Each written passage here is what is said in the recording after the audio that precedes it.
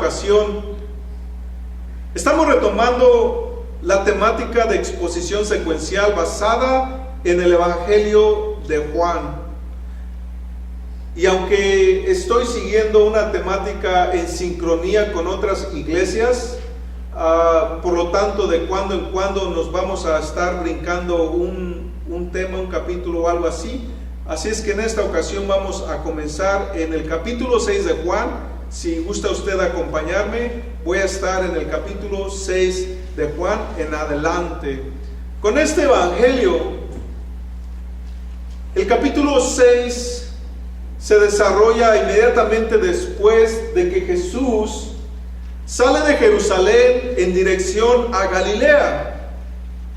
En estos eventos, en el capítulo 6 ya empieza nuevamente en el área de Galilea, donde irónicamente en el capítulo 5 y capítulo 6 habla de dos grandes señales. En el 5 Jesús sana a un paralítico, y ahora en el 6 vemos que hace otra gran señal. Estos milagros simplemente manifiestan la compasión de Dios hacia la gente, y vamos a ver que este segundo milagro es el único milagro que aparece en los 4 evangelios. No hay otro milagro que lo podamos ver en los 4 evangelios. Así es que si Dios decidió dejarnos este milagro en los 4 evangelios, quiere decir que tiene una gran enseñanza para nosotros. Así es que aquí este milagro presenta un problema virtualmente imposible de resolver, y que al mismo tiempo Dios presenta una solución divina a este problema imposible.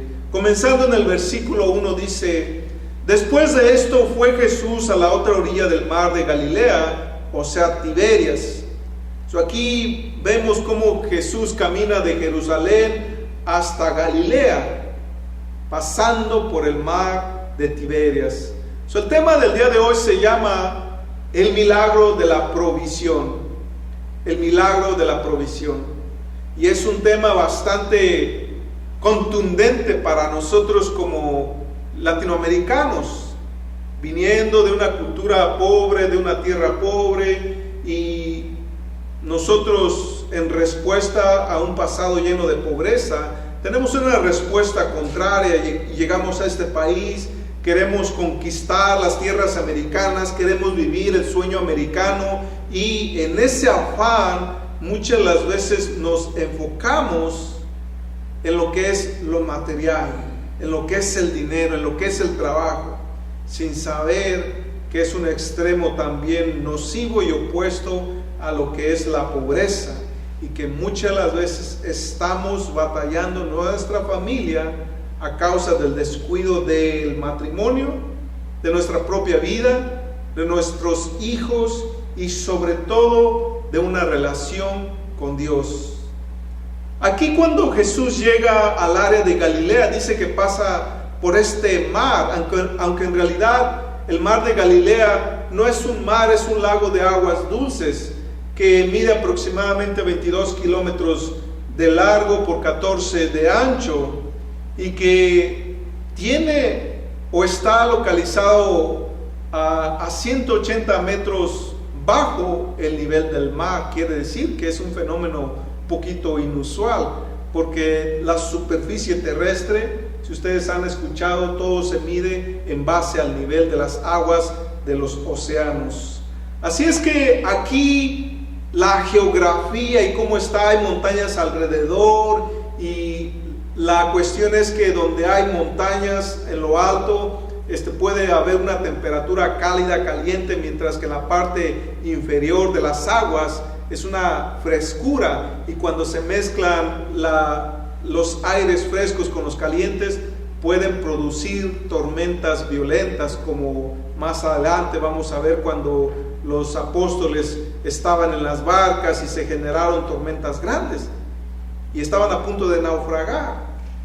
Eso quiere decir que, aunque no es un mar, es un simple lago, pero el fenómeno de la geografía en cómo está causa fenómenos extraordinarios. Este mar de Galilea tiene diferentes nombres. Aquí el autor de Juan lo llama el mar de Tiberias. Recordemos, para entender por qué lo llama Tiberias, porque es el único que lo llama de una forma distinta. Bueno, porque los evangelios sinópticos, Mateo, Marcos y Lucas, ocurren o son escritos por allá entre 20 y 30 años después de la muerte de Jesucristo. Pero el apóstol Juan es uno de los apóstoles, o más bien dicho, es el apóstol que vivió más años, y que este evangelio fue escrito prácticamente unos 60 años después. Quiere decir que el apóstol vio el desarrollo de la iglesia primitiva, y cuando él escribe este evangelio ya había 3 evangelios en circulación en las iglesias de aquel entonces.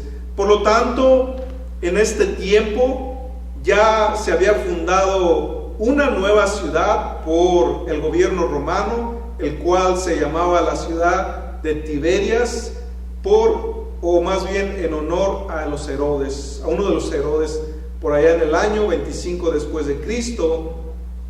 Y también a este mar se le renombra como el mar de Tiberias. En otras partes de los evangelios también se le conoce como el mar de Cinerit o Genesaret. Son nombres distintos para el mar de Galilea, que, como lo dije, en realidad es un lago de aguas dulces. Aquí sucede esta historia que toma lugar en la costa del mar de Galilea, muy posiblemente en Betsaida, donde se ve una segunda señal, un segundo milagro, que en realidad aquí se le nombra que es el 4º milagro escrito en el Evangelio de Juan. Juan no se enfoca en los milagros, Juan se enfoca en aquel que produce los milagros.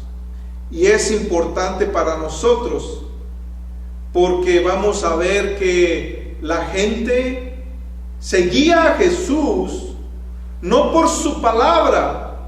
La gente seguía a Jesús en multitudes por los milagros. Aquí en el versículo 2 dice: y le seguía una gran multitud porque veían las señales que hacía en los enfermos. Esto hablando de los capítulos previos, donde ya Jesús había sanado mucha gente, aún los que no aparecen marcados en estos evangelios. Ellos no tanto seguían el mensaje de Cristo, sino seguían los milagros, que era lo que los motivaban, tristemente. Y debemos tener cuidado, porque aún hasta nuestros tiempos la gente se fascina al ver una maravilla, un milagro. Aún la gente puede decir: tal pastor tremendo sanó a un enfermo, oró por alguien y fue sano. Debemos de tener cuidado, porque no es el pastor, no es el líder. Ningún ser humano puede hacer cosas extraordinarias. Todos aquellos que han logrado hacer cosas extraordinarias lo han hecho porque han creído en un Dios extraordinario. Amén. Así es que en el versículo 3 dice: Jesús subió a un monte y se sentó allí con sus discípulos. Estaba cerca de la Pascua, la fiesta de los judíos. Aquí vamos a ver que efectúa un milagro, pero no tanto como un milagro. Efectúa un milagro más bien como una señal para que la gente creyese que Él es el Hijo de Dios. Las señales, yo creo que en la mayoría de nuestras vidas, en algún momento u otro, hemos orado una oración similar a esta, la cual yo también hice en algún momento.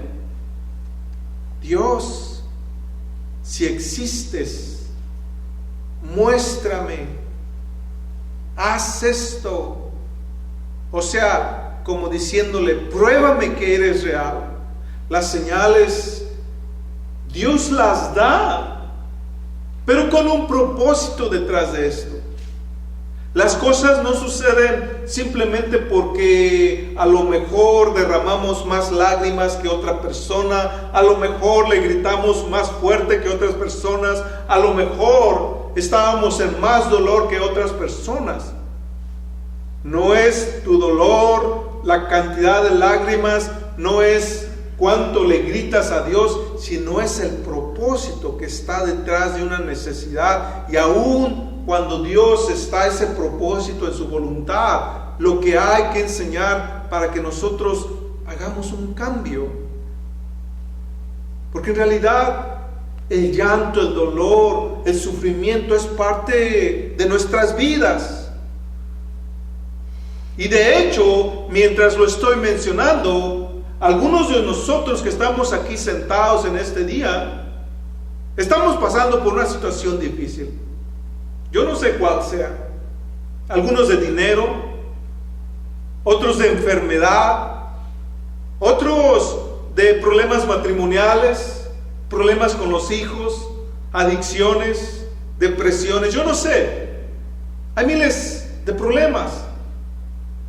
Mas cuando nosotros buscamos a Dios en nuestras necesidades, siempre que Dios responde, hay un propósito aún más grande que trasciende al resto de nuestra vida. Cuando Dios da una señal, típicamente va con un propósito particular, y eso es el cambio de nuestros corazones. Antes de satisfacer una necesidad material, temporal, provisional, está nuestra necesidad eterna, nuestra relación con Dios. Así es que aquí ya Jesús lleva a sus discípulos a un monte. Como lo mencionaba, todo alrededor del lago de Galilea hay montañas. Aquí esto ocurre de acuerdo al Evangelio de Mateo 14, justamente inmediatamente después que asesinan a su primo Juan el Bautista. Jesús se entristece y aparte del ajetreo va con sus apóstoles y los lleva a un lugar privado, quieto, lejano de la civilización. Vamos a ver entonces que es un lugar alejado de donde está la gente. Pero lo primero que estamos viendo ya es que había mucha gente siguiéndole. Ellos cruzaron por el mar, mientras que la gente en otros evangelios, Marcos y Mateo, dice que fueron caminando alrededor del lago e incluso llegaron antes que ellos llegaran. Y aquí Jesucristo dice que los ve con compasión y misericordia como ovejas sin pastor. La necesidad es parte de nuestras vidas. Nunca estará fuera de nuestras vidas. Aunque nosotros tengamos la alusión de decir, cuando gane a $13 la hora, seré feliz. Cuando gane a $15 la hora, seré feliz. Y vienen los 13, los 15, los 20, y entre más ganamos, más gastamos, y la felicidad como que no llega. Los solteros, el día que me case voy a ser feliz, y te casas y ya después como que no. O sea, tenemos muchas ideas de decir, cuando conquistemos cierta etapa de mi vida, las cosas se van a solucionar. Y luego ocurre y las cosas siguen sin resolverse. Siempre habrá necesidades en nuestras vidas. No importa que tengas dinero, no importa que no tengas dinero, no importa que tengas salud, no importa la situación que estés o quien seas, la necesidad es parte de nuestras vidas. Pero cómo lidiamos con las necesidades es algo distinto. Es algo que puede hacer la diferencia entre la vida y la muerte, literalmente.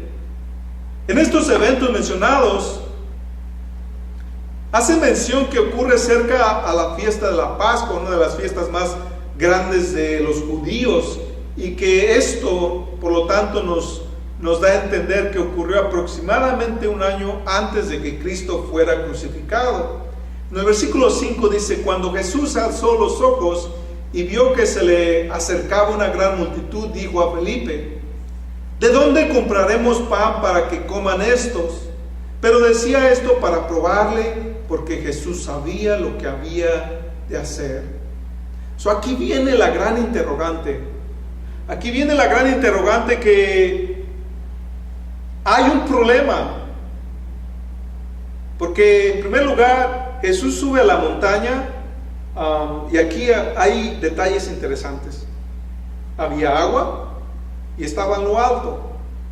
Esto le daba la oportunidad a Jesús de predicar a miles de gente, porque en la altura de un cerro se produce el eco, la voz se multiplica y el agua puede rebotar el sonido de la voz. Algo así como los anfiteatros antiguos desde hace miles de años, que tomaban el efecto de un micrófono, sin la tecnología que hoy tenemos. ¿No es acaso grandioso lo que Dios haría? Y aquí se encuentra, lo mencionan aquí, con 5,000 personas a las faldas de esta montaña, hambrientas, sin fruta ni comida y alejados de la sociedad. Porque imagínense,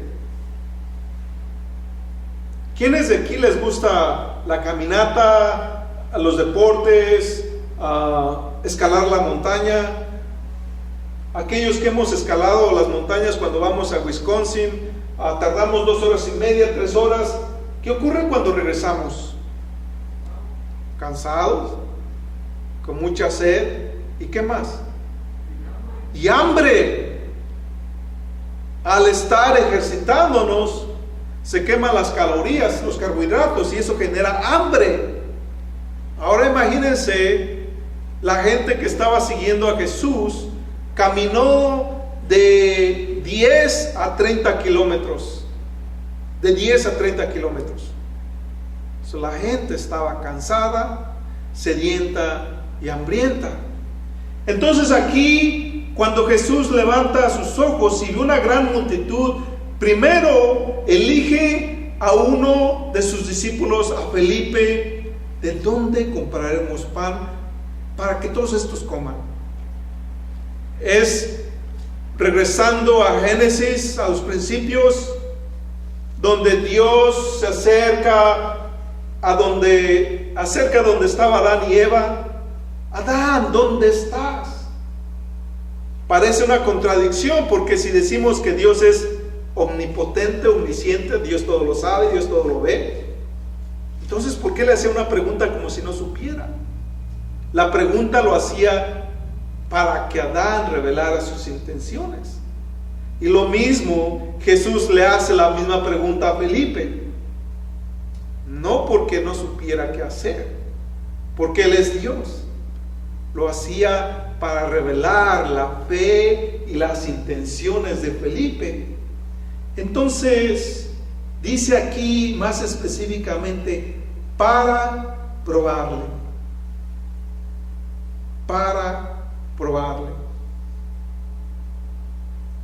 No nos podemos imaginar en la situación donde de repente estamos delante del altar, estamos en un servicio, en un sermón, no sé, en un lugar, en un evento especial, gritándole al Señor: Señor, yo te amo, Dios, yo te amo, yo te soy fiel, yo creo en ti, daría mi vida por ti. Y de repente al mes siguiente o a los 2 meses pierdes tu trabajo, y Dios fue el causante para probar tu fe. ¿Y cómo respondemos? Desesperados porque ahora ya mi puerquito colesterol ya está flaco, ya está a punto de agotarse todo lo que había en el banco, ya el rentero, el mortgage, no sé. Y ahora estamos ya hasta levantando el puño en contra de Dios porque no hallamos la salida a un problema. Aquí Dios está probando a uno de sus discípulos. ¿De dónde compraremos pan para toda esta gente? Jesucristo también al mismo tiempo utiliza la situación de un problema imposible de resolver para fortalecer la fe de Felipe, de los demás y aún de la propia multitud. ¿Creen que Dios te va a quitar el trabajo para dañarte? Si Dios permite una enfermedad, ¿creen que Dios quiere destruirte? Es para fortalecer tu confianza en Él, para que aprendas a depender en Dios. Y aquí viene el gran propósito del mensaje, que Dios está a punto de resolver un problema virtualmente imposible de resolver, humanamente imposible de resolver. Y donde está la imposibilidad, allí comienza la posibilidad de Dios. Aquí en esta historia vamos a sugerir 4 posibles sugerencias a la propuesta de este problema, viéndolo primeramente de la forma humana hasta la parte divina. La primera, los discípulos sugieren a Jesús: despídelos. O sea, hablando de la multitud, porque no sabían cómo resolver el problema, entonces córrelos. Eso es lo que significa, córrelos. En Marcos 6:35 o en Mateo 15:23.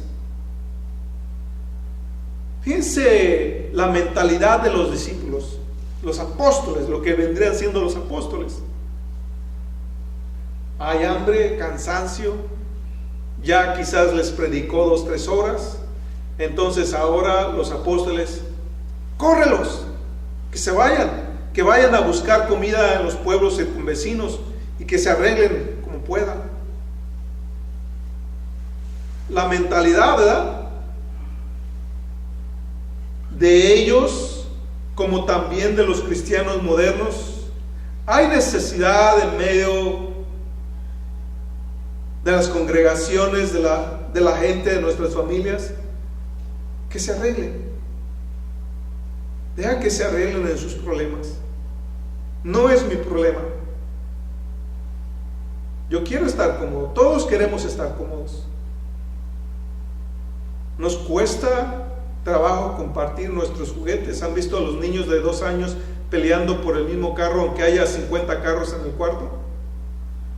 Y el mismo tiene que ser la pelea por el mismo carrito. Las niñas por la misma bonita. Nosotros como adultos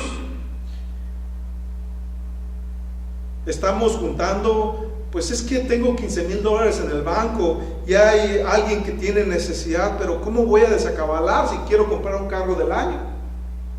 No puedo, no tengo dinero, no puedo ayudar, sorry.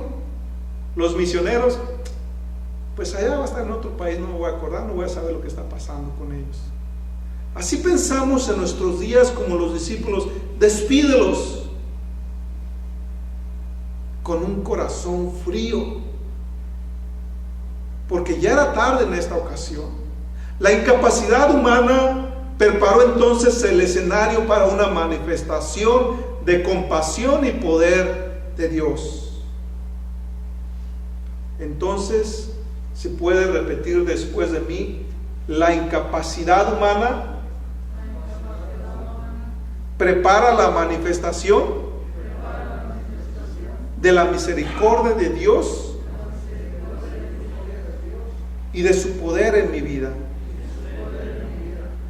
Porque son las necesidades que emergen en nuestras vidas que nos orillan a saber que hay veces que ni el dinero, ni el poder, ni la inteligencia, hay veces que la necesidad humana puede simplemente y únicamente ser abastecida por el Dios de los milagros, por Cristo. Amén. Entonces vemos que entonces la respuesta de Felipe: 200 denarios de pan no bastan para que cada uno de ellos reciba un poco.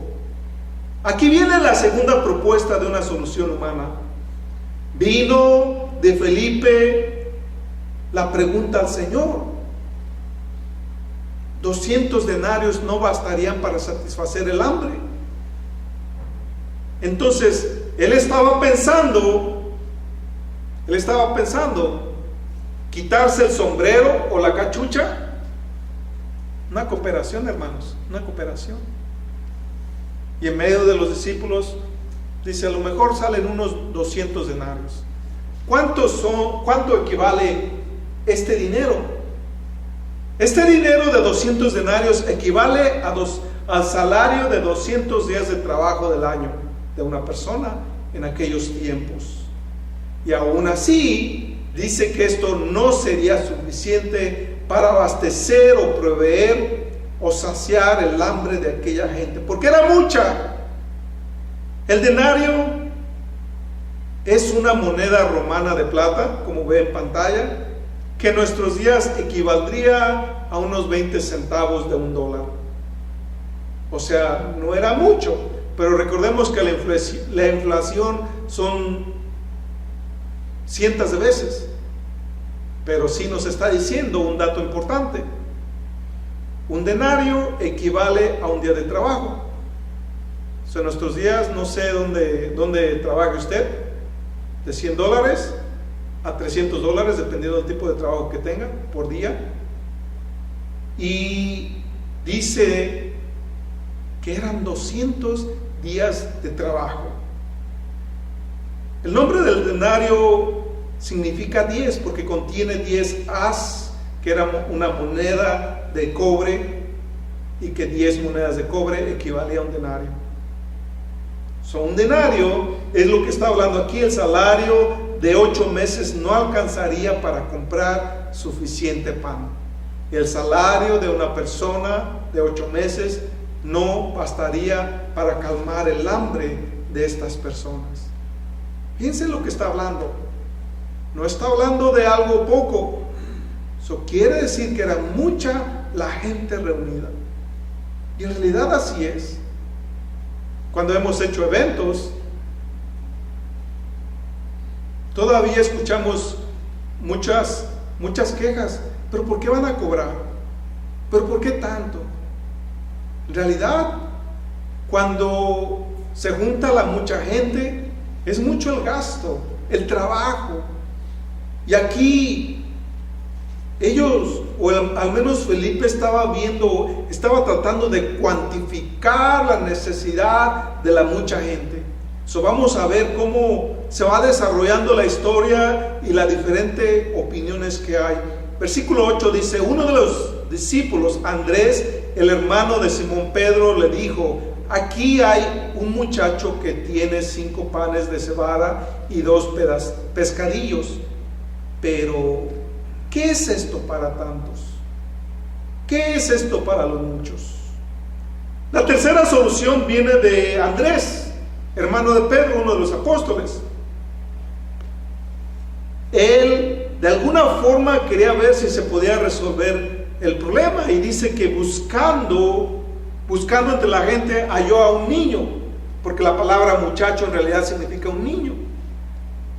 Halló un niño que tenía 5 panes de cebada y 2 pececillos. Entonces, quizás Andrés tuvo como un destello de fe. Quizás se acordó del milagro de Caná, donde convirtió agua en vino. Quizás se acordó de la historia de Eliseo, donde multiplicó el aceite para satisfacer la necesidad de una viuda. No lo sabemos. Sin embargo, le dice, Señor, es poco. Pero quizás en su fe decía, pues tú puedes multiplicarlo. Quizás. Es una presunción, es una teoría. No se atrevió a decirlo, porque imagínense la locura que significa eso. En nuestros días, ¿han escuchado aquellos que han caminado entre iglesias o cristianos? Han escuchado que dicen, no, hoy en nuestros días ya Dios no sana, Dios no puede hacer milagros, pero en el día de la enfermedad la persona está orándole a Dios para que sane a la persona, a su hijo, a su madre, a su padre. Creemos en Dios, pero no le creemos en Dios. Creemos en Dios, pero no le creemos a Dios. Aquí Andrés estaba vacilando, pero al mismo tiempo con la pequeña posibilidad que Jesús haría algo. Él no sabía qué, pero encontró a ese niño, lo trae. El niño trae sus 5 panes, sus 2 pescaditos. Y aquí cabe lugar para exaltar a este niño. El niño iba preparado porque tenía una madre preparada. Quizás el niño había escuchado de este Jesús, de este profeta. Quizás el niño: madre, viene Jesús, déjame ir. Ok, hijo, pero te voy a empacar tu almuerzo porque la distancia es larga. Preparada la madre, se preocupó por su hijo. Y esta historia hasta nuestros días se sigue contando. Nosotros decimos: persona preparada vale por 2. Y aquí viene lo grande. Aunque estos panes de cebada era considerada una comida ordinaria para la gente pobre, hagan de cuenta como si le hubiera dicho la mamá: te voy a empacar este puñito de frijoles con nopales y unas tortillitas chile. A lo mejor hasta cuando lo mencioné hasta se me revientan los talones. Pero esta comida, algo poquito, Cristo haría algo grande. ¿Qué fue lo que pasó cuando había 600,000 hombres en el desierto hambrientos? Dios los alimentó con maná. ¿Qué pasó? Por ejemplo, más específicamente en Números 11, cuando la gente quería un apetito, una comida específica. Dios, ya me cansé de los frijoles, de los nopales, de chile, ya no más. Mis talones se reventaron, mi estómago continuamente parece una motocicleta. Bueno, para la gente de acá moderna, ¿verdad? Si nosotros que venimos de allá parecemos un burrito con carga, ya saben, se lo dejo a su imaginación. Pero aquí, capítulo 11 de Números, versículo 21 en adelante, había 600,000 personas que querían carne. Querían carne, vienen a Moisés: danos carne, danos carne, danos carne. El pueblo que viene conmigo, dice Moisés, son 600,000 hombres de pie, y dicen: ¿qué nos vas a dar a comer carne durante un mes entero? Porque Dios les dijo: les voy a dar carne, y no por 1, 2 o 3 días, les voy a dar carne hasta que la carne se les salga por las narices.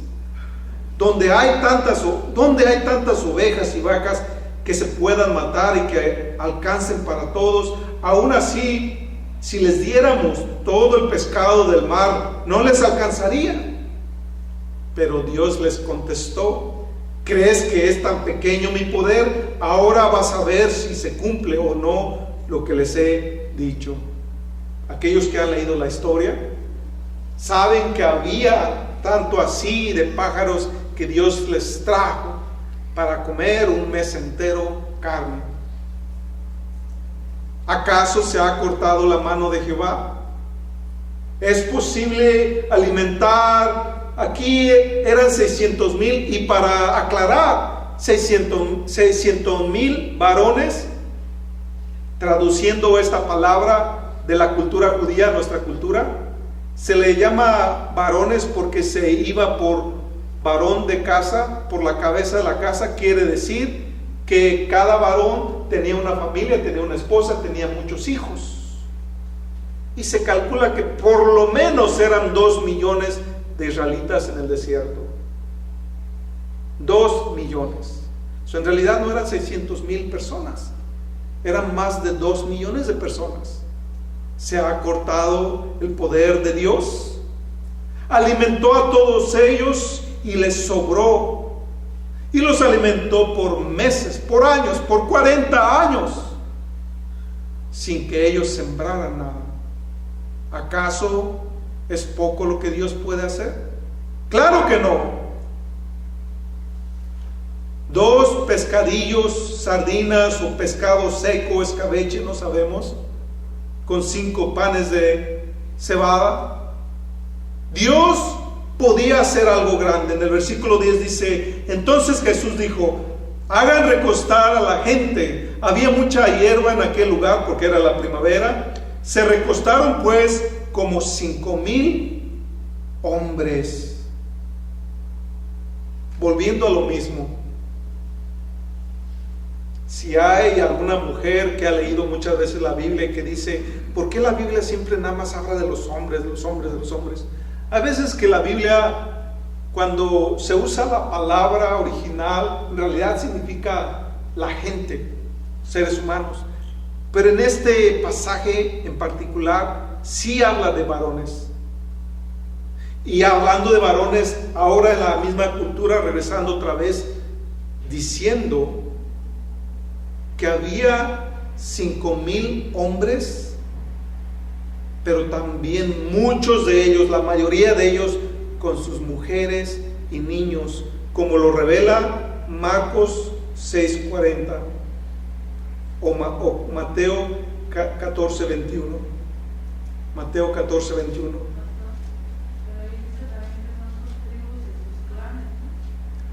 Sí, lo va complementando con los evangelios sinópticos. Y dice que se recostaron por grupos de 100 en 100 y de 50 en 50. ¿Le importa a Dios la organización? ¿Le importa a Dios que estemos organizados? Claro que sí. Imagínense si estamos hablando de 5,000 varones más hombres más mujeres y niños.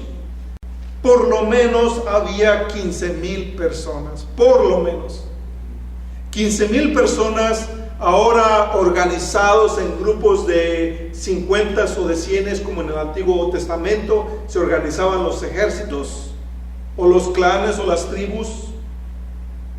De la misma forma, ellos pudieron contar y ellos pudieron organizar para alimentar miles de personas. Aquí hay veces que batallamos para dar comida a 80 personas. 80 personas. Hay aquellos fiesteros, los que recientemente hemos festejado, al otro día todos desgreñados, todos con las bolsotas, como parecemos los racunes, porque estuvimos cocinando, porque estuvimos haciendo esto, porque estuvimos orando para que se quebrara un puerquito allá en el rancho y prepararlo. O sea, tantas cosas, tantos preparativos. No es fácil. Y tampoco, imagínense alimentar a más de 15,000 personas. Es verdaderamente en sí un gran milagro, que no hay duda de que es un milagro divino y no humano.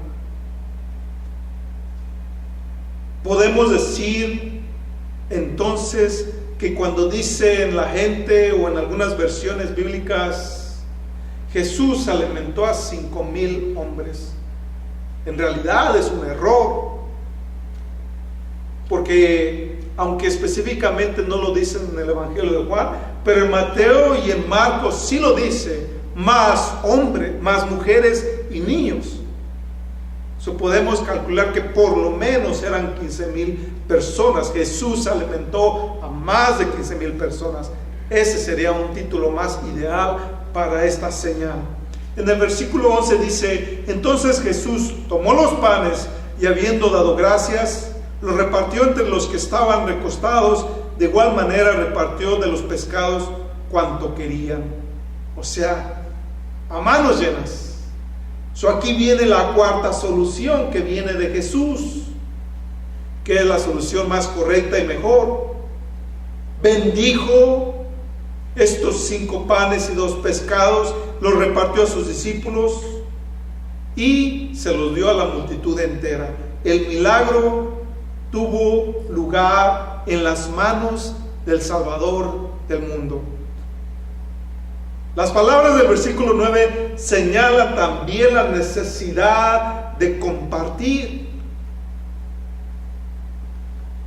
¿En cuál de los evangelios dice: y trajeron al niño y el niño dio 4 panes y un pescado? ¿Alguien? ¿Alguien sabe? ¿En cuál de los evangelios dice: y el niño lo trajo Andrés y dio sus 4 panes y un pescado? ¿En algún lugar dice eso? ¿Ah? Claro que no, porque el niño dio el 100% de lo que tenía. ¿Se dan cuenta de ese detalle? ¿Y qué es lo que hizo Dios con el 100%? Lo multiplicó. ¿Qué nos enseña? Es la fe de un niño que creyó por completo en Dios, como la fe de una viuda que no tenía más y lo mucho o poco que tenía lo dio a Dios. ¿No es acaso maravilloso cuando confías de manera plena en Dios? Porque todos estamos en estas situaciones. Nosotros, cuando recién comenzaba a estudiar la fe cristiana, dije: ¿por qué? ¿Por qué la fe cristiana que veo no es como la Biblia? Algo no está bien. Y estudiando cómo se desarrolló el evangelio en el continente americano y cómo se desarrolló el evangelio en otros continentes y en otros países, me di cuenta que aquí, el mundo de allá lejos, se le conoce como el evangelio norteamericano, o traduciéndolo a palabras más conocidas para mucha gente, el evangelio de la prosperidad, donde Dios te quiere bendecir con una casa de $500,000, Dios te quiere bendecir con un BMW, Dios te quiere bendecir con un trabajo que ganes a $50 la hora, Dios te quiere bendecir con felicidad. Ese es el evangelio de la prosperidad, donde pareciese que les es prohibido hablar del pecado, pareciese que les es prohibido hablar de las consecuencias del pecado, pareciese que solamente se enfocan en que tú estés cómodo. Eso no es lo que Dios quiere. ¿De qué nos sirve tener una vida corta y feliz y luego una eternidad condenados en el infierno? De nada. Y aún aquellos que han llegado al lecho de la enfermedad se van a dar cuenta que no existe ciencia, hospital, medicina, dinero, fuerzas humanas para sacarte del dolor donde estés. Es en esos momentos donde a veces la persona que está en ese problema es la única persona que entiende que solo Dios puede sacarnos de esa situación. ¿Alguien dijo amén? Dios bendice entonces cualquier cosa que se le da a Él de buena gana. Este niño lo dio todo y Dios lo glorificó. Este niño lo dio de buena gana y Dios se exaltó, porque hasta el día de hoy seguimos relatando la historia de lo que hizo este niño. Aquí también en este versículo dice: cuando Jesús lo hubo tomado, dio gracias. La palabra que se usa aquí es Eucaristía, que más adelante llegaré a ser la misma oración que Jesús hace en el aposento alto cuando dio gracias en la última cena. De hecho, nosotros le decimos la última cena cada mes. En algunos casos la comunión, lo cual también es correcto, pero la parte más correcta, la palabra más correcta es Eucaristía. Ahora, permítame dar una pequeña explicación. Muchas de las veces no usamos esta palabra porque llevamos muchos presagios. Eucaristía. Nosotros no somos de la religión tradicional. Claro que no. Pero las palabras originales son las más correctas. Y sin embargo, aún a veces también avalo el mismo movimiento y pensamiento, porque nos separa un poquito de la tradición. De por sí nos cuesta tanto trabajo despegarnos de las tradiciones de que hemos llevado por los últimos 5 siglos. Así es que de una o de otra forma, la palabra Eucaristía significa y Jesús, habiendo tomado, dio gracias, dio Eucaristía. Entonces vemos que en este contexto hace la oración de acción de gracia, la misma que usó en el aposento alto. Siguiente versículo dice: cuando fueron saciados, dijo a sus discípulos: recoger los pedazos que han quedado para que no se pierda nada. Los recursos abundantes, aunque había y produjo, lo multiplicó en abundancia. Vemos aquí también el gran detalle. Alimentó a más de 15,000 personas, y dice que los discípulos todavía recogieron 12 canastas llenas de trozos de pan y de pescado. Y no se desperdició nada. No se desperdició nada. ¿Sabía usted que el desperdiciar también es un pecado? ¿Sabía usted que aquí en Estados Unidos, en la mercadotecnia, cuando los granjeros, cuando los de los ranchos, los sembradores, los campesinos, aquellos que producen en cantidades, en toneladas, cuando en una temporada se levanta mucho maíz, mucho frijol, mucho grano, mucha verdura, mucha fruta, usted sabía que para mantener los precios altos en el mercado, si producen más de lo normal, tienen que tirarlo a la basura o al mar?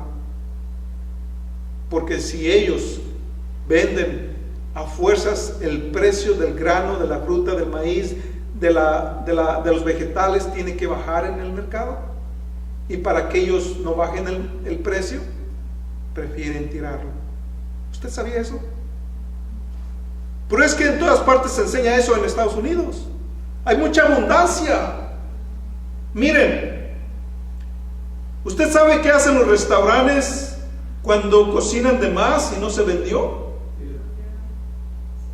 Por allá uno que otro va a los lugares, a los shelters, a los lugares donde hay vagabundos, y lo dan a las iglesias. Pero la mayoría lo tiran.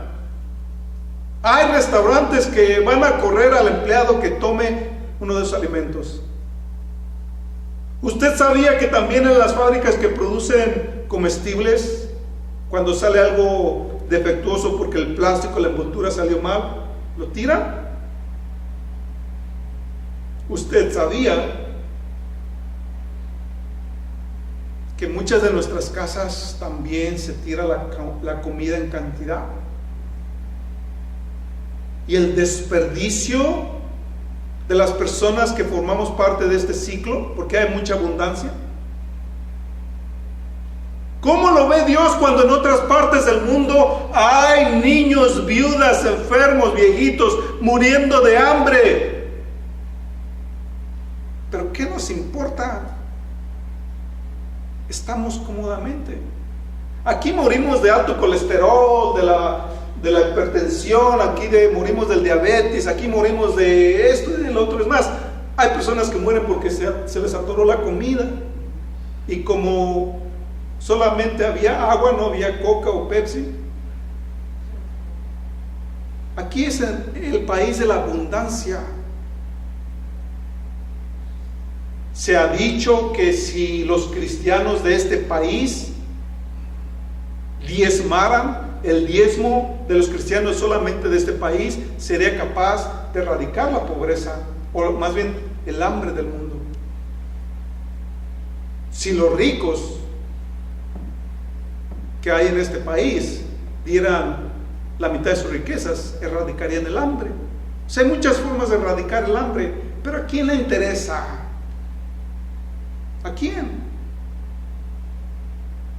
Yo he conocido pastores, misioneros con hambre, que sus hijos tienen hambre, pero ¿a quién le interesa? A nosotros no, ¿verdad?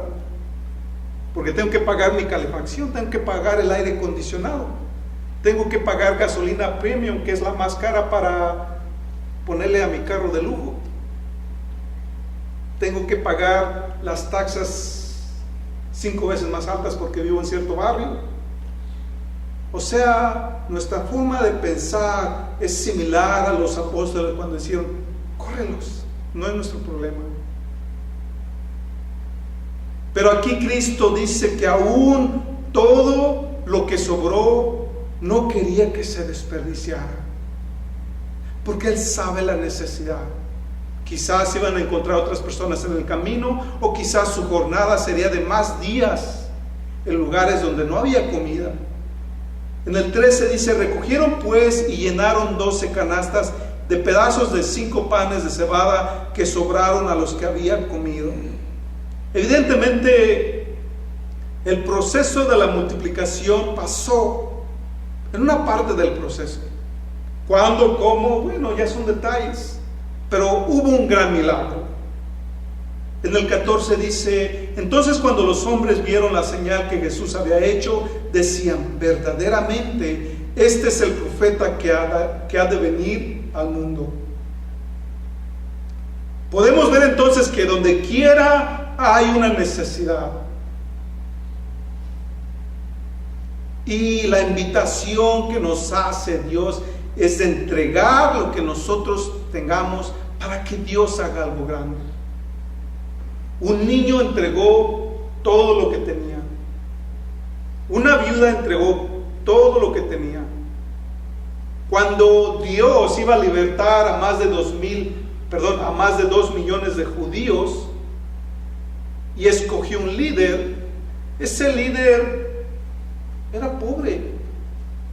Era un pobre pastor de ovejas. Y lo primero que le dice Dios, ¿qué tienes en tus manos? Un bastón. Pues con un bastón Dios libertó a 2 millones de personas. ¿Qué tienes en tus manos? ¿Qué tienes que Dios lo puede bendecir y tú puedas glorificar a Dios con lo que tú tienes? Algunos de nosotros tenemos capital, otros de nosotros sabemos trabajar los pies, otros de nosotros sabemos trabajar las manos, otros de nosotros sabemos hablar, otros de nosotros sabemos pensar diligentemente. De tal forma que todos tenemos dones, talentos, habilidades. Y si tú se lo entregas a Dios, Dios lo puede bendecir y hacer maravillas de lo que